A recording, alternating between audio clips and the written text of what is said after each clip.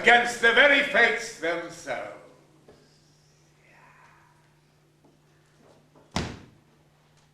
Emissary, how does one do battle against the fates themselves with a broom? Ay, ay, ay, poor Don Quixote. His mind has slipped. No, let's face it. He's retreated into another world. And even though he's in a confused and befuddled state, he's still determined to right the wrongs of his troubled land. One gallant knight, no matter his age, no matter his condition, could make the difference. And so, he puts on his great-grandfather's armor.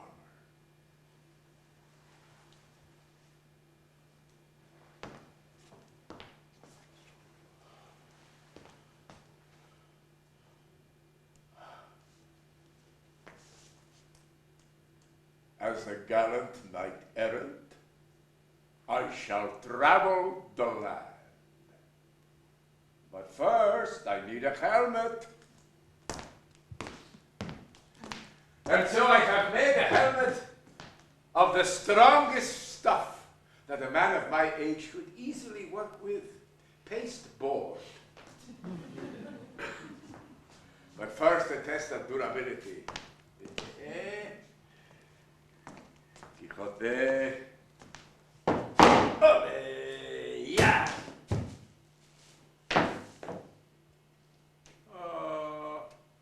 Failed. Failed. Fortunately, though, I have made another one. Only this time, I will place the helmet on my head, and we shall try an even more powerful test. I shall bring my lance down on it to prove its worthiness. I shall bash my brains. In the name of España, I was just thinking. What is more importante? For a knight to have a strong helmet or a strong faith? My faith, of course. Yes. And I have faith that this helmet is strong enough that I don't need to test it. With this new belief of mine, yes, I can change my old house into a castle. I can change this old, dirt, worn-out path into a fine cobbled road. I can change my old plow horse into a noble charger, Rocinante. Come forth, my horse.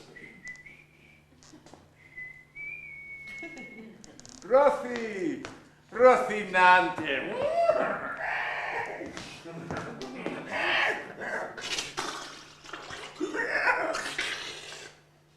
Why are you so dramatic?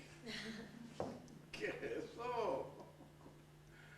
Quite a long face, huh? It's a little joke of mine. I have to say that for a noble charger you have very old teeth, yes, and very bad breath. I know what it is. Shh. An evil enchanter has put a spell on your bad teeth and on your swayed back and on your drooping ears and on your drooping everything.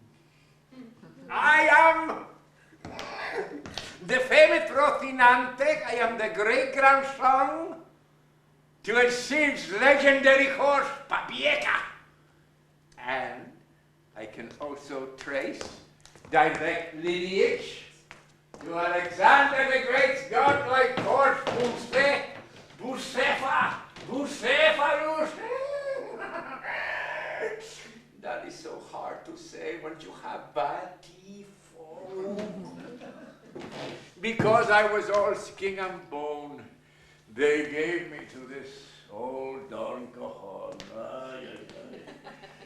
What a life. Now, Rocinante, por favor. Roci, a gallant knight needs a lady fair so that he can bring her his pledges and his gifts and his booty of war. And she, of course, must be pure of body, mind, and spirit. But who? Come on.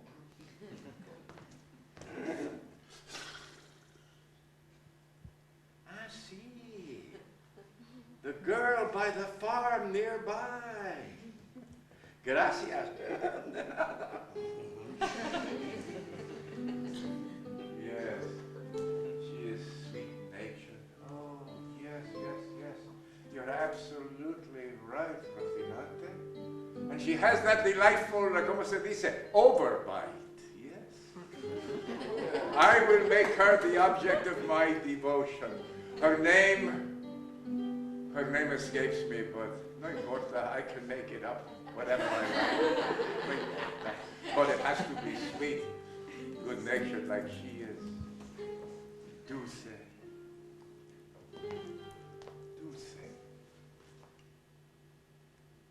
Dulcinea. My lady.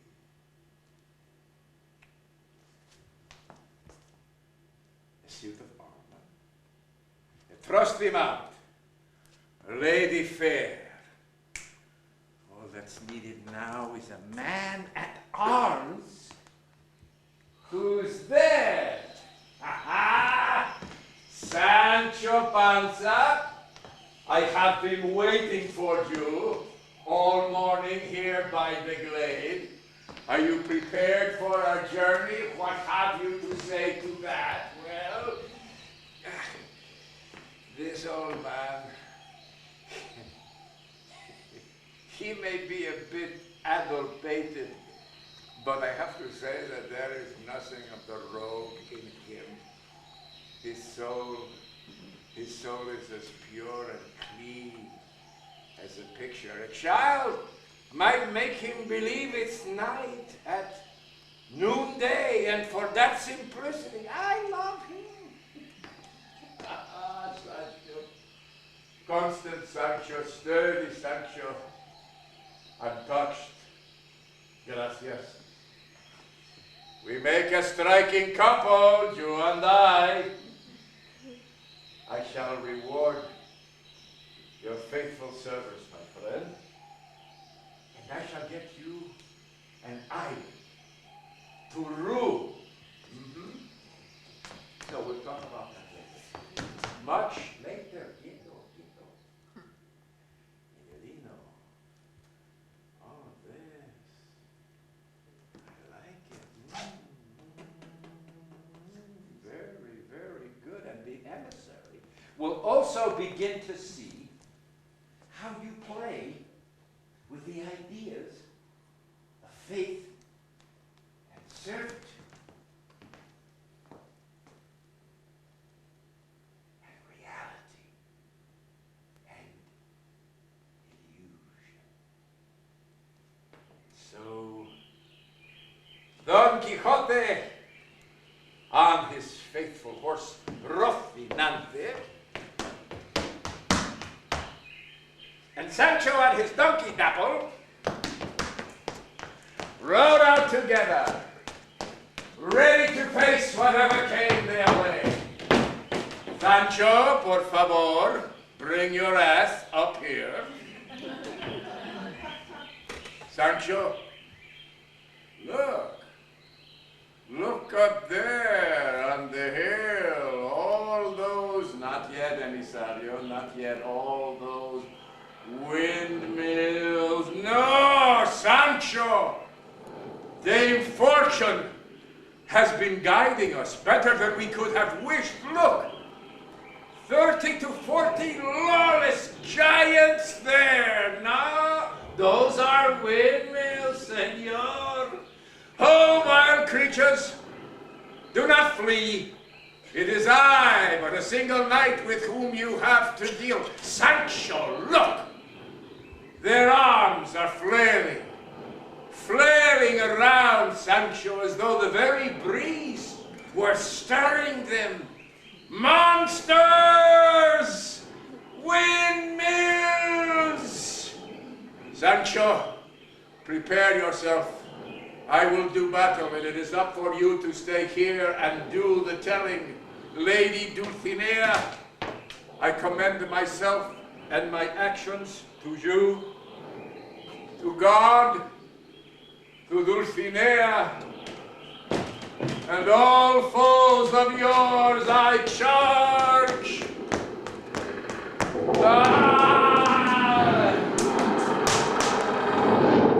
The windmill lifted high, rider and horse, up into the sky and hurled them down onto the plain. Sancho, Señor!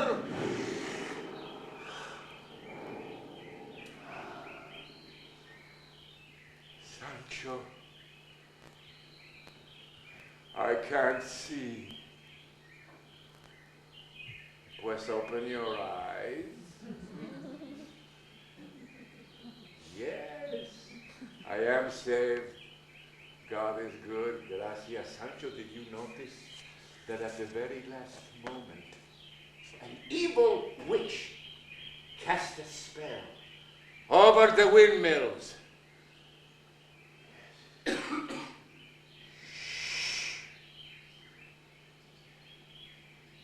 tossed me around as though I were a puppet. Sancho, Sancho. There it is, emissary. The old fool on a fool's errand.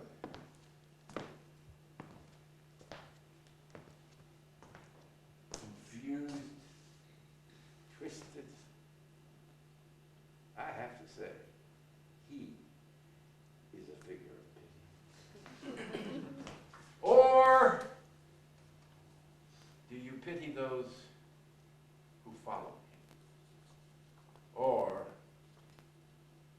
pity the ravaged land of which he's the last honest man? Miguelino, don't! Miguelino, por favor.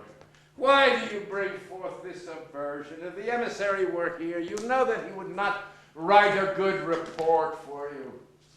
Why do you have to turn everything into politics?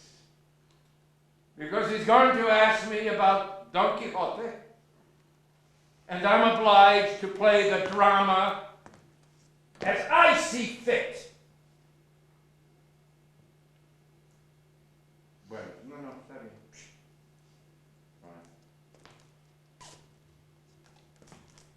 I will do some other scenes.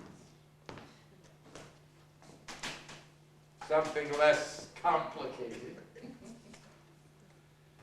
Ay. All right. Something less political. I mustn't forget.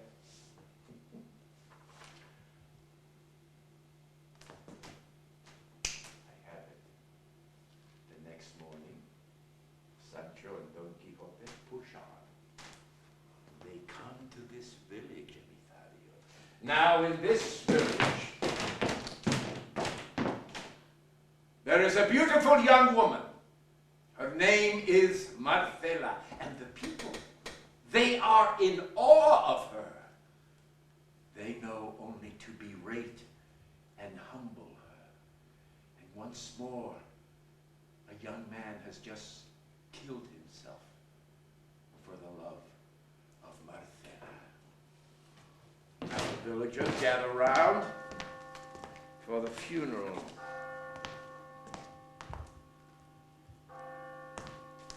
Suddenly, she appears up on the hillside, Emisario, the lone shepherdess, Marcela, alone. An angry villager calls out, Woman, do you come here now to gloat? You know my son loved you. We all know that you loved him not. Your heartlessness deprived him of his life. Why now do you come to pay heed? With that, the noble and beauteous Marcella says to the crowd below,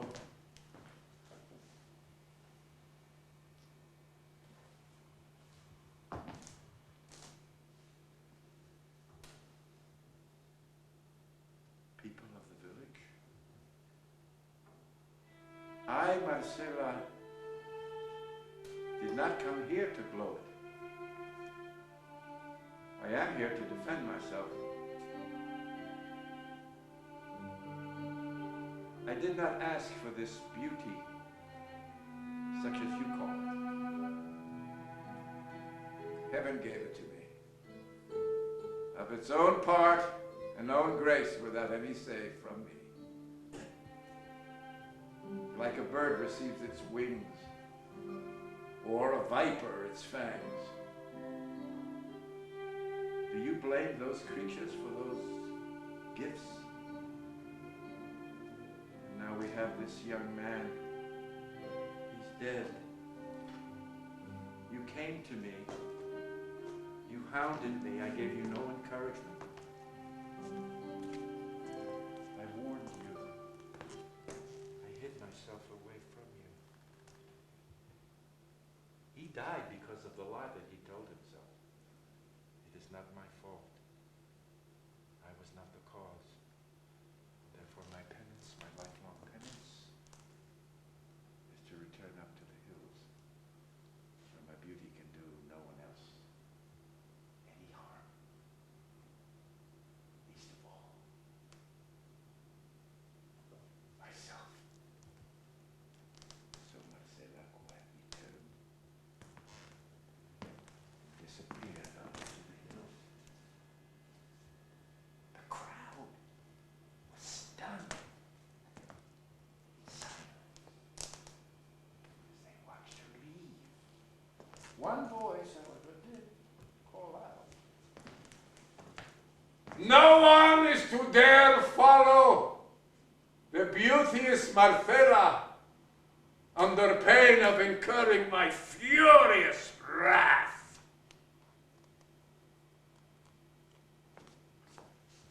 And so you see, Sancho, her modesty is beautiful. She, of all people, poor creature that she is. Ay, ay, ay. Whew.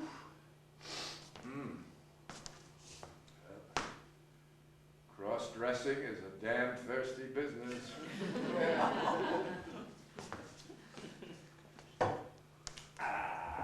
course. Have to remember to keep a smile on your face, Senor Editario. Always keep you smiling. Keep bringing a smile. Humor. Always humor.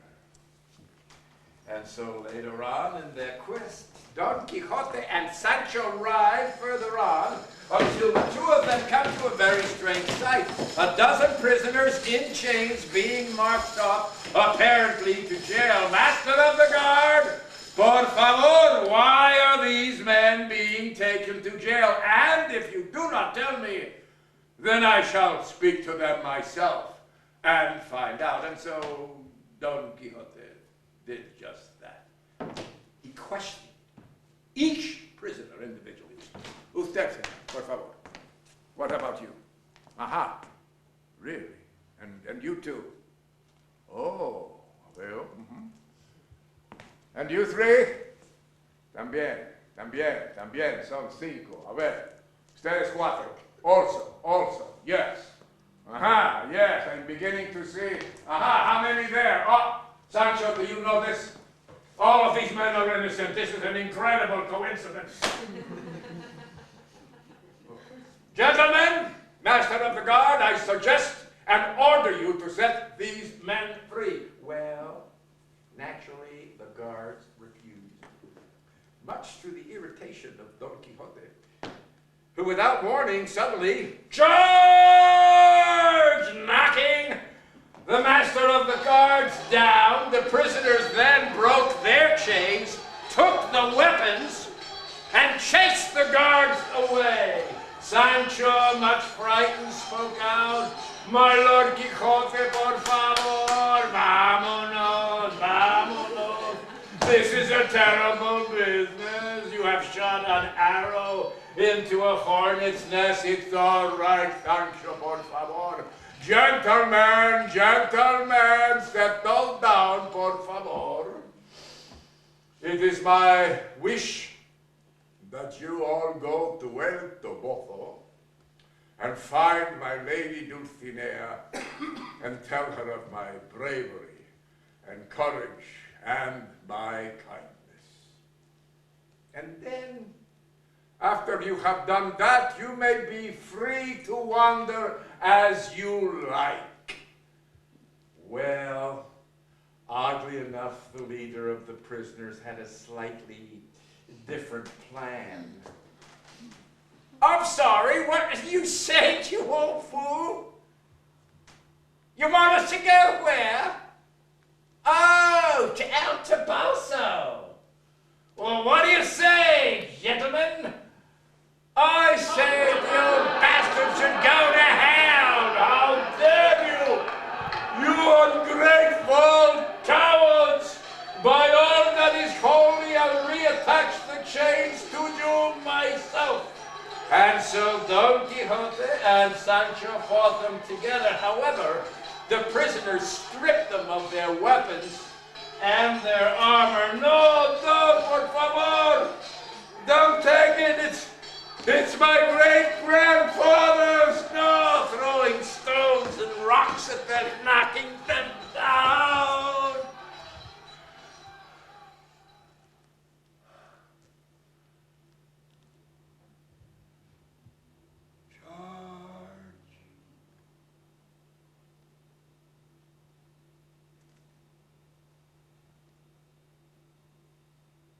Wasn't that hilarious that we sang?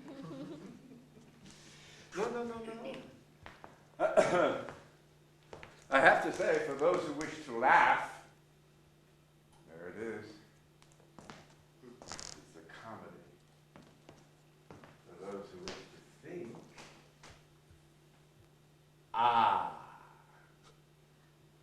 the embodiment of Spain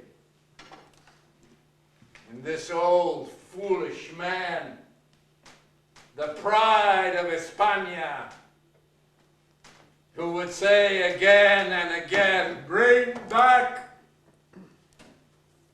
the glory days."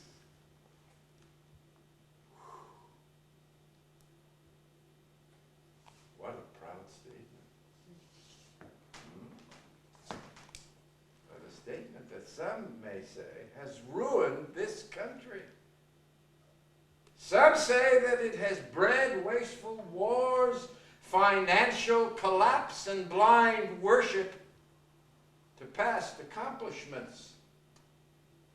And all this in a land where it seems that the rich get richer, doesn't it?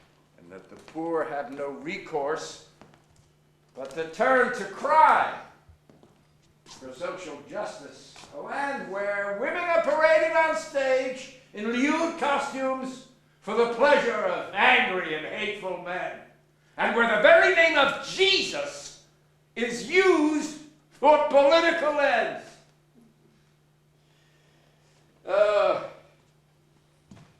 This and more done in a land that is proud. Too proud. I will tell you this, truthfully, as the creator of Don Quixote, indeed, my Quixote mocks chivalry and honor.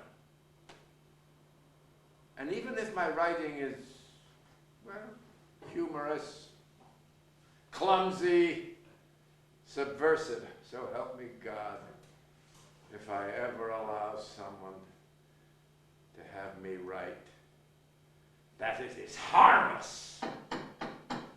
Catalina! Aha! The real emissary is here, Senor. You're excused. Let me clear this up. No need to have these here. I know what I am to do. And I'm prepared. I'm ready for the consequences. I'll stand on my ideals. Miguelino, what? It could be expensive. What isn't? Katharina! Yes, Kathy. Send the man up. No, send him. What do you mean the messenger? What messenger? Oh. His messenger? A messenger sent this. He's not downstairs.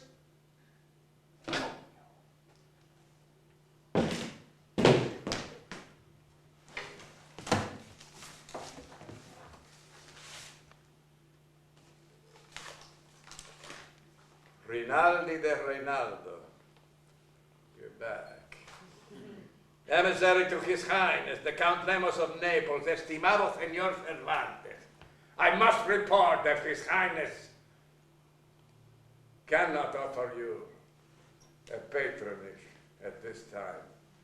The Count is not looking to align his name with someone parodied in the street by every plagiarizer that comes along, as you can see for yourself in the book that I enclosed. What book?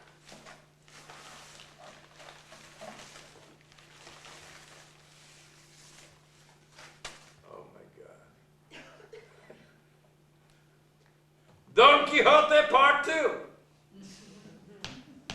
Someone wrote my Don Quixote Part 2. Vamos a ver. Avellaneda? Who the hell are you? No. This has to be that little monster of nature, Lope de Vega. Damn him. And so it seems the tired old knight faces defeat once more. My regrets, old man. Don Rinaldi. God, what a good day, huh? Well, Miguelino, seems like there's only one thing for you to do now. Yes, I suppose it's the ending, huh? Mm-hmm. It is the end. I'm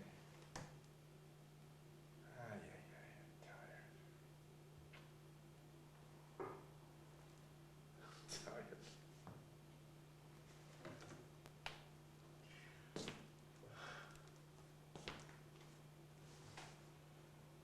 My family, my friends, thank you for being beside me at my deathbed. I want you all to know that I disavow my old ways, my old behavior, my old stubbornness. No, I disavow them. I really do. I do want to thank you for your concern for me. I thank you for that. Very, very much. Oh, I no longer will be the brave warrior, will I? that's all right. I am a humble man, and I'll have to live life the way it is, in the real world, no matter how stark, no matter how brutal, because that's the only world that we can work to improve.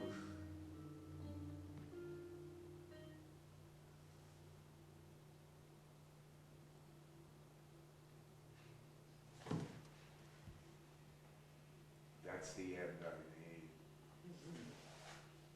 That's the ending from my Quixote.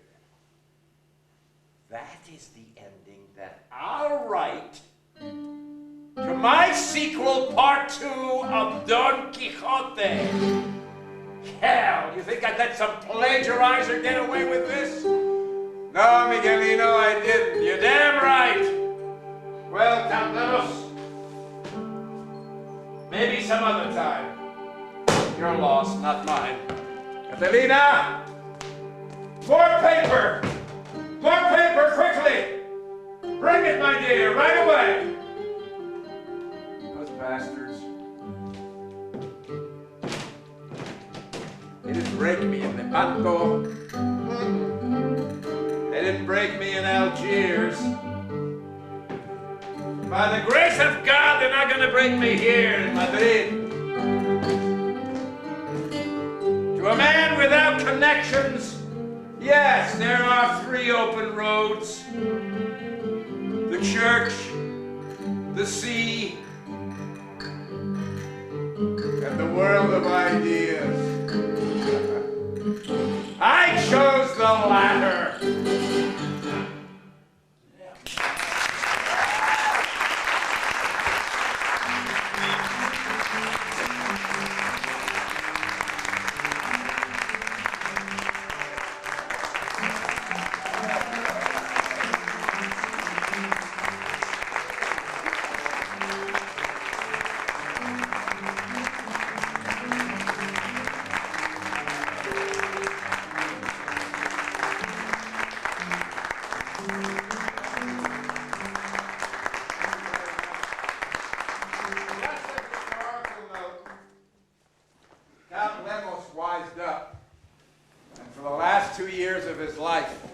He indeed became the patron of Cervantes.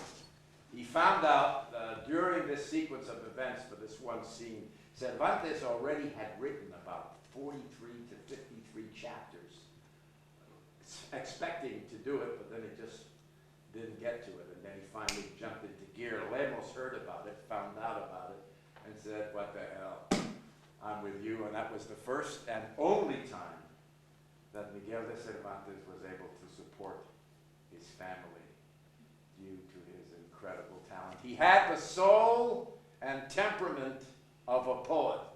He just didn't have the talent. But he wrote the first modern-day novel, and it's been translated into some 70 languages around the world. Cervantes is very big in China, etc. Esperanto, the most recent translation was Korean.